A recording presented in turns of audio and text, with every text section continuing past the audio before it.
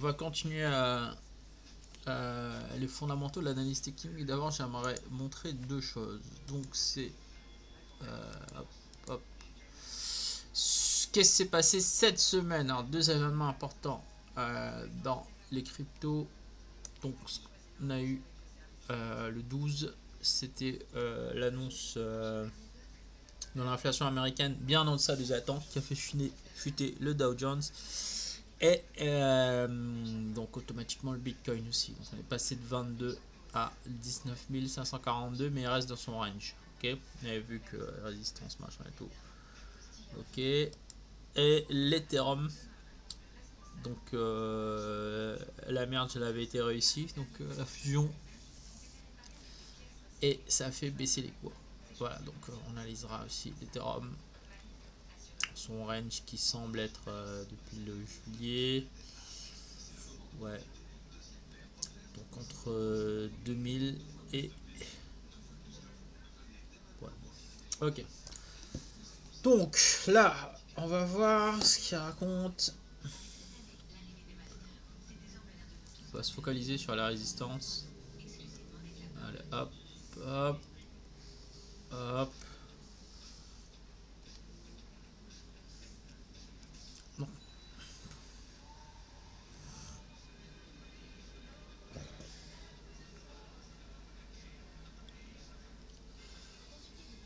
Voilà, non, noir c'est mieux.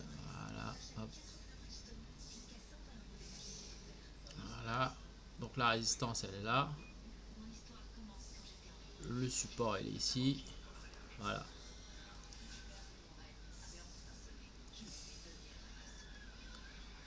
donc ça c'est le temps et ça c'est le cours en dollars. Ok,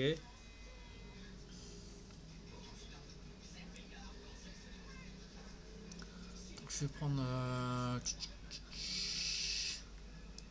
pas un truc là.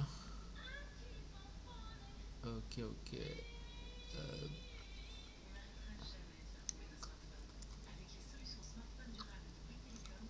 Qu'est-ce qui sera intéressant de prendre? Non. Il y avait un bon support là, 21. Voilà. Donc c'était moins de je sais pas quoi là. Donc on avait une résistance à 21 000 USD pour le Bitcoin. Et après on avait un support à 19 000. Ok.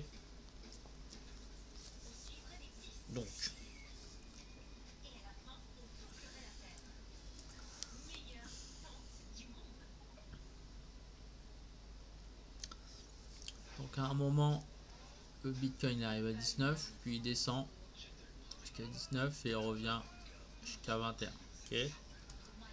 Ce qui a un peu se passer là. Hop. Voilà. Là il était à peu près 21, il descend et revient à 21. Ok. Donc qu'est-ce qui s'est passé psychologiquement?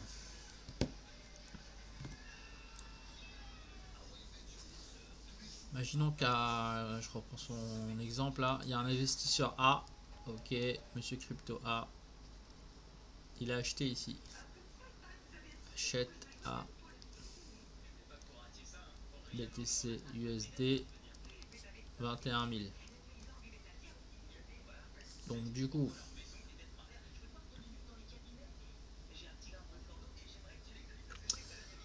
hop, c'est la chute. Du coup il commence à pleurer, hop hop hop, 19 000, il a déjà perdu 2000.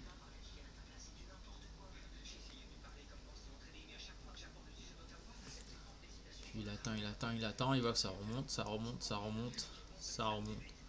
Et là il revient à sa position initiale. Et là il va faire quoi? Il va vendre, c'est psychologique.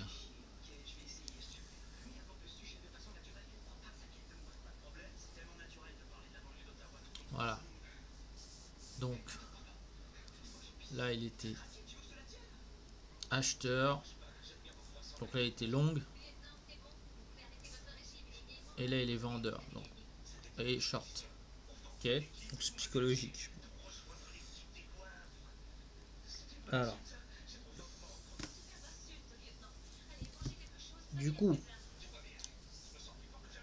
il y a ce qu'on appelle l'investisseur B. Hop, monsieur Crypto B, lui il a acheté à 19 000.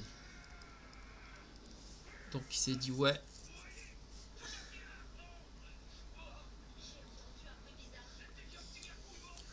Peut-être qu'il avait un petit graphique comme ça. Il s'est dit bon là, on est arrivé au support, donc ça va faire que rebondir.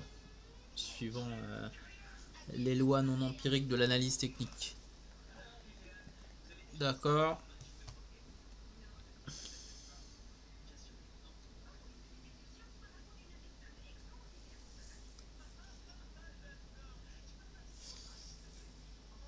Voilà.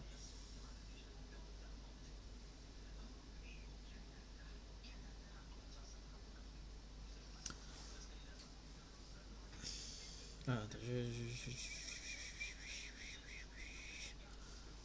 donc lui, voilà. Là, il est acheteur. Là, il est long. Alors, qu'est-ce qui se passe après? Lui, sa position a fait que ça a amélioré. Hop, hop, hop, hop.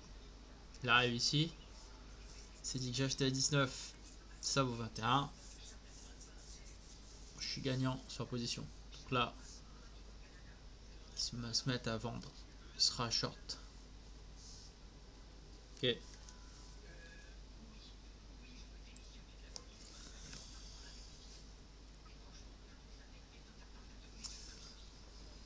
Et voilà. Donc, du coup, qu'est-ce qui est à retenir là? Théorème non empirique, hein, bien sûr. Si je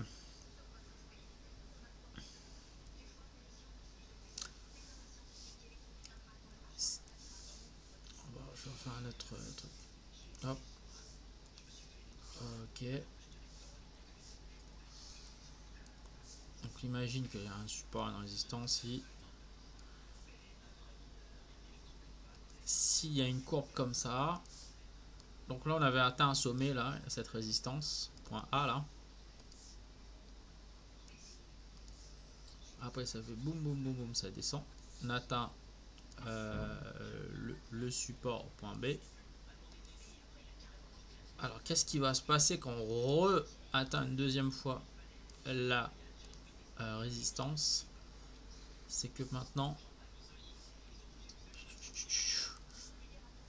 hop, ici, c'est que la position des opérateurs théorème sera majoritairement vendeur. Tout le monde sera short. Short. Voilà. Tous ces petits malins qui font ouais.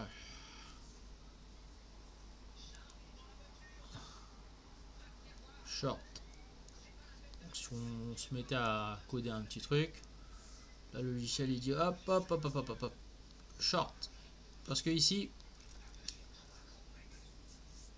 l'offre F, elle est strictement supérieure à la demande. Il n'y aura que des gens qui essaieront de vendre ici parce qu'ils savent que hop hop hop, ils ont déjà vu ce qu'on appelle la mémoire du marché, que le truc il a atteint son sommet, va redescendre. Ok. Donc il y aura plus de vendeurs, donc la demande elle sera vachement plus importante que celle de l'offre. Voilà, donc ça c'est les forces. Alors, ce qui est intéressant, bon c'est pas que ça confirme ce qu'on vient de dire, mais si je regarde le truc là, on fait pas. Voilà. Alors, on regarde les volumes. Là, le 25 juin, t'es à 21. Ça descend, ça descend, ça descend, ça descend. Ça atteint son support là.